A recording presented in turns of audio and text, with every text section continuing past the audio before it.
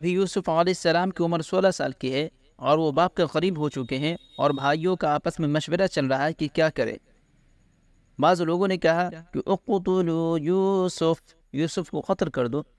مشورہ شر میں بھی ہوتا ہے اور خیر میں بھی ہوتا ہے، اور یہ شر کا مشورہ ہو رہا ہے۔ کہنے لگے اقتلوا یوسف اب طرحوه ارضا یخل لکم وجہ ابیکم، یوسف کو قتل کر دو یا اسے کہیں دور پھینک کے آؤ۔ ایک بولا کہ نہیں، قتل نہ کرو بلکہ اسے کنویں میں ڈال دو اور وہ وہاں سے کوئی قافلہ اسے اٹھا کے لے جائے۔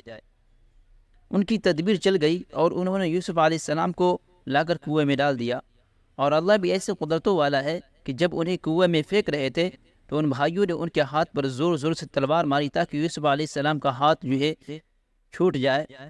اس وقت اللہ تعالیٰ نے وحی بھیجی کہ لَتُنَبِّئَنَّهُم بِأَمْرِهِمْ هَذَا وَهُمْ لَا يَشْعُرُونَ، صبر کرو، ایک وقت آئے گا تو اونچا ہوگا اور یہ نیچے ہوں گے، اور تو ان سب کو ان کے ظلم کی کہانی یاد دلائے گا۔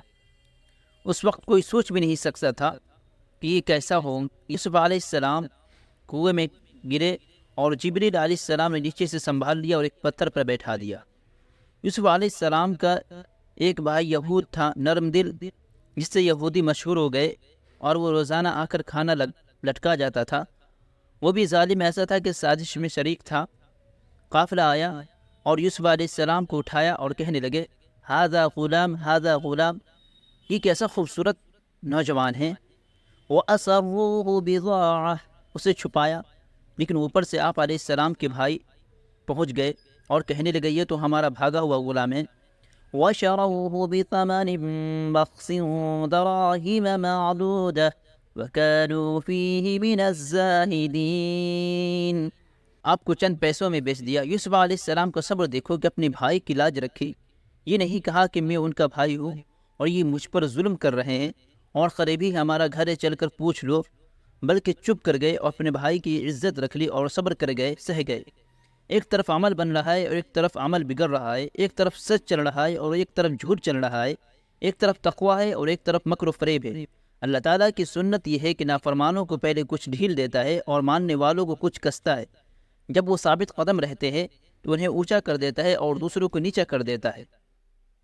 یوسف علیہ السلام مصر کی منڈی میں فروخت ہوئے، عزیز مصر نے خرید لیا اور کہنے لگا بہت خوبصورت جوان ہے، اس کی اولاد نہیں تھی، اس کی اولاد نہیں تھی، کہنے لگا عَسَىٰ أَن يَنفَعَنَا أَوْ نَتَّخِذَهُ وَلَدًا، ہم اس کو اپنا بیٹا بنا لیں گے اور یہ ہمیں نفع پہنچائے گا۔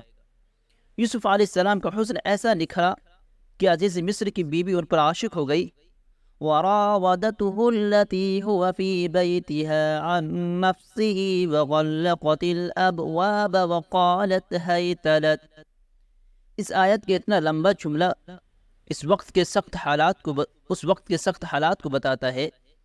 یوسف علیہ السلام بولے معاذ اللہ، نہیں ہو سکتا، إِنَّهُ رَبِّي أَحْسَنَ مَثْوَايَ إِنَّهُ لَا يُفْلِحُ الظَّالِمُونَ، وہ میرا رب، اس نے مجھے بہتر ٹھکانہ دیا ہے اور ظالم فلاح نہیں پا سکتے، اس لیے یہ کام نہیں ہو سکتا۔ یوسف علیہ السلام بھاگے اور اللہ تعالیٰ نے دروازوں کے قفل توڑ دیے۔ وَاسْتَبَقَ الْبَابَ، آپ آگے اور زلیخا پیچھے۔ وَقَدَّتْ قَمِيصَهُ مِن دُبُرٍ، اس نے ہاتھ جو ڈالا تو یوسف علیہ السلام کی قمیص پیچھے سے پھٹ گئی۔ وَأَلْفَ يَا سَيِّدَهَا لَدَى الْبَابِ، دروازے پر اس کا سردار مل گیا۔ عورت اگر برائی کی طرف چلے تو اس کی برائی 70 مردوں سے زیادہ ہوتی ہے۔ تو اس نے ایک دم بات بدلی اور کہنے لگی مَا جَزَاءُ مَنْ أَرَادَ بِأَهْلِكَ سُوءًا، تیرے گھر والوں کے ساتھ جو برائی کرے اس کی کیا سزا ہونی چاہیے؟ إِلَّا أَن يُسْجَنَ وَعَذَابٌ أَلِيمٌ، کہا اس کی سزا یہ ہونی چاہیے کہ اسے قید میں ڈال دو یا اس کی بہت زیادہ پٹائی کی جائے۔ یہ نہیں کہا کہ اسے قتل کر دو، کیونکہ اگر یہ کہتی تو پھر اپنی خواہش کیسے پوری کرے گی، چونکہ اس کے اندر میں چور تھا، اس لیے اسے جیل میں ڈال دو۔ یوسف علیہ السلام نے کہا میں بے گناہ ہوں۔ وَشَهِدَ شَاهِدٌ مِّنْ أَهْلِهَا، ایک تیسرا بولا، بعض کہتے ہیں کہ بچہ تھا اور بعض کہتے ہیں کہ بڑا تھا، کہنے لگا دیکھو كَانَ قَمِيصُهُ قُدَّ مِن قُبُلٍ فَصَدَقَتْ وَهُوَ مِنَ الْكَاذِبِينَ، نقطہ کہاں سے پھٹا ہے؟ آگے سے پھٹا ہے تو عورت سچی ہے اور مرد جھوٹا ہے. وَإِن كَانَ قَمِيصُهُ قُدَّ مِن دُبُرٍ فَكَذَبَتْ وَهُوَ مِنَ الصَّادِقِينَ. اگر کرتا پیچھے سے پھٹا ہے تو عورت جھوٹی ہے اور مرد سچا ہے.